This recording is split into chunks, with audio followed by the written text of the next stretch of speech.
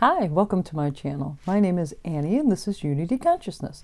Thank you so much for stopping by today. I'm so glad you did. I'd like to welcome our new subscribers and thank those of you who are returning for this week's energy update. We have a very busy week this week, very intense week this week, so let's jump right in. Today, we are recognizing that Mercury has, still in shadow, doesn't come out until later in the week, but Mercury moves back into the sign of Capricorn. This is a shift from Sagittarius energy to Capricorn energy. We felt this before as part of the retrograde cycle. And like I said, Mercury's still in shadow. This is very practical, logical communications and understandings. Again, not too far-fetched. We felt this energy not long ago. Then tomorrow, which is Monday, we will have the Sun in the sign of Capricorn is going to sextile Neptune in Pisces. This energy is great for imagination, and also your intuition, quite frankly. I really like this energy. Then on Wednesday of this week, we've got Mercury in the sign of Capricorn is going to sextile Saturn. This energy we've also felt before as part of the larger overall Mercury retrograde season that began early in December.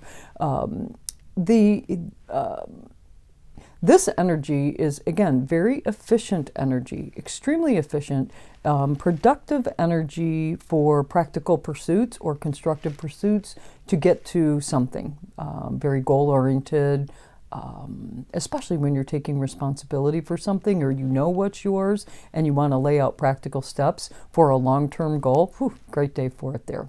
Then on Friday. Friday is going to be one of the big energy days. It's really going to kick off. We've got intensity, we've got power dynamics, we've got overindulgence. But first, before we talk about all of that, we've got both planets now direct. Mercury in the sign of Capricorn, just went in today actually, is going to trine Jupiter in Taurus. We have also felt this energy during Mercury retrograde season. The difference now, both planets are direct.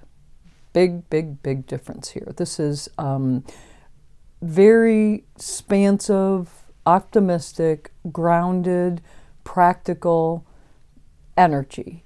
But you can see the big picture now. You're getting it. It's coming together. The mystery surrounding Mercury retrograde, because it always seems to present itself after the fact, is really coming to the forefront now. And this is great for planning, thinking, planning, that sort of thing.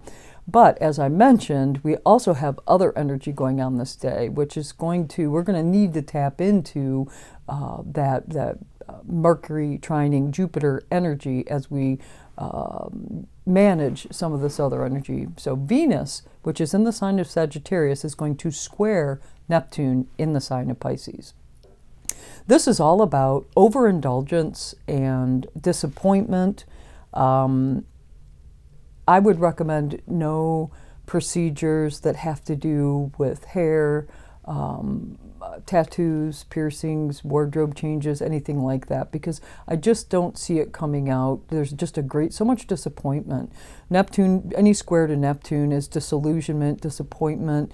You may have the best idea in mind here, but I just don't see that working out really well. Watch your purchases on this day. You could spend just money just flying out of your hands. So be mindful of that. Be definitely very mindful of that. Now, the Sun is going to conjunct Pluto at anaretic degree of Capricorn. Now, this is a trigger point. This is extremely intense energy. Has to do with power dynamics. We've dealt with Pluto and Capricorn for quite some time. This is a culmination of energies that began back in 2008. Long time. And this is the culmination of that. We have been asked to deal with power dynamics, top-down structures, that sort of thing. And now the Sun is conjuncting Pluto at anaretic degree of Capricorn. There are power dynamics that may surface now that will completely change and alter the course of your life. Yeah, that's Pluto. We love Pluto. Pluto is all about truth It's all about exposing power dynamics that are unfair or imbalanced. Any facades, smoke screens, smokes and mirrors, people who hide behind that and just not in touch with reality, so to speak, that's all going to be exposed.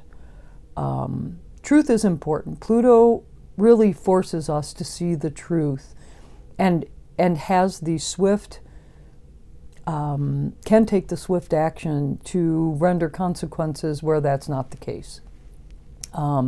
It really is time to put the bags down. Any of those bags of power dynamics, whichever end that you may happen to be on that spectrum, giving your power away or feeling powerless, it's time to put that down. It is time to just set those bags down. And the reason why, the very next day, Sun moves into the sign of Aquarius, and right afterwards, Pluto moves into the sign of Aquarius.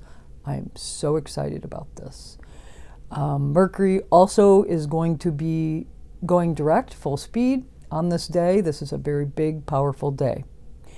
Last year, Pluto entered Aquarius from mid-March, until mid-June. That was a snippet of time for us to get a bit of an understanding of what that is all about. Well, now it's time for Pluto to step into the sign of Aquarius and stay there until September. Then as part of a larger retrograde season, it's going to rotate back or retrograde back to Capricorn. And then we're going to have another 29-degree placement, an anaretic degree of that right about the time of the election here in the United States, in November of next year, before Pluto finally leaves the sign of Capricorn, not to return for a very, very, very long time. This is really going to be a monumental, at least in my opinion, monumental shift in consciousness. This has also been known as the Great Awakening. Pluto's transit of the sign of Aquarius is 20 years. And it's a slow mover, so it's not like we're going to wake up on Saturday and then Sunday, and it's just going to be an entirely different world on the outer world. No, it is an outer planet, so it's more of a change of the scenery, of a basic or a basis or a foundation that changes so much so it's going to kind of throw you off a little bit. And depending on what sign you are and where Aquarius is relative in your chart, it's going to mean something a little bit different to everyone. I personally have had Pluto squaring my sun sign since 2008. I can tell you, I'm happy that the transit is coming to a close. However, I'm also extremely thankful for the lessons that I have learned over the course of this transit, especially how it relates to power dynamics and relative to the house in which Capricorn sits in my chart. Very, very, very powerful time. The transit of Pluto in Capricorn is about top-down authority. It's about banking institutions, schools, government, everywhere where there's one person at the top or a board of directors at the top making a statement, and it's just everybody underneath is being asked to acquiesce and fall in line and do their part.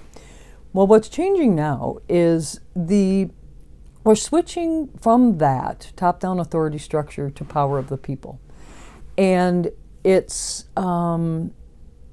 communities of people, and they don't even necessarily have to be like-minded people. That's what I love about this. Communities of people are going to work together for a common goal for the greater good. That's the age of Aquarius. That's what Aquarius is all about. It doesn't matter social status, racial background, family background. It does not matter. It will not matter, because Aquarius just does not even see that. And Pluto going into the sign of Aquarius, getting ready to drill down and check out how the power is structured within the confines of the Aquarius. I hate to say confines in Aquarius, that's like an oxymoron, but drills into Aquarius for the purpose of excavating and unearthing any power dynamics that are not right within the guides of Aquarius energy. So, yeah, I've heard revolution, I've heard innovation, I've heard independence. And yes, all of those things can be true, but it doesn't necessarily have to be like an overthrow of all, right? This is revolutionary on what seems to be a very basic level, but leads to a complete understanding of peoples, a great awakening of peoples for a common good, for the greater good of all. Unity consciousness. I love it. I love it. I love it. I love it. It's really time for progressive and sweeping change that unites everybody together. And even if we can see each other as being respectful to each other, that's the commonality that we need for everyone to get together, that's for sure. We want to be mindful of history, however, not necessarily history. Yes, history because we're learning from it, but traditions. You don't just want to throw everything out, right? We don't want to completely clean house. Be mindful of this. There is strength in tradition. There are things that we can extract from tradition without completely destroying the individual or the greater good or the concept of unity consciousness. So let's just be mindful of that in the process. Well, that's all I have for you this week. I decided to use the Animal Spirit deck, and we are going long. I kind of expected that today. But I decided to use the Animal Spirit deck, Kim Krams here. And the card that jumped out, interestingly enough, man, you just can't make this stuff up, is the Golden Egg. But before we jump into the Golden Egg card, and I'll hold that one up for you there, it is part of this book. This book in itself, this deck in itself, is split into the various elements. You know, earth, air, water, air, fire, water, and earth. But there's an additional section in this called spirit. And it's all about the dimensions beyond, the cosmic ether. And that's where this book comes from, or where this card comes from. So let me locate it, and we'll read it together. So this is what the book has to say. Get that card back up on the screen. Here we go. Within the golden eggs lives a precious sound. Deep within that sound resides a message. The sound cannot be heard, nor the message discerned until we retreat from the noise of modern-day life. The magical essence of the golden egg needs warmth, quiet, and time to unfold. No rushing, pushing, or grasping. Find a place of deep and restful ease, perhaps through yoga or meditation. If you do not have a meditation practice, take some time for introspection or contemplation when the mind begins to settle and breath is calm. Ask the question that weighs heaviest on your heart, staying open to any response you hear. Engaging with the energy of the golden egg is an advanced practice. It requires becoming intimate with our very essence and comfortable with vulnerability. Ooh, I like that. When a feeling of tenderness or gratitude arises from deep within you, know that you are well on your way. Changing the page, flipping the page. Your chest may swell, like you are seeing an old friend that's been away for a very long time. Listen to the message they've been waiting to tell you. The golden egg. Well, thank you so much for joining me today. If you liked this video, please do click the like button. If you want to know when videos are being dropped, click the subscribe button. If you have any comments or suggestions whatsoever, post them in the comment section below. You know I always love to hear from you. If you want to co-create with me, especially into this age of Aquarius, do share this video with someone. I appreciate you being with me here today. I hope you have a fabulous week of culmination and transition into Pluto's move to Aquarius, but as well the Sun moving into Aquarius. Have a fabulous week. Namaste.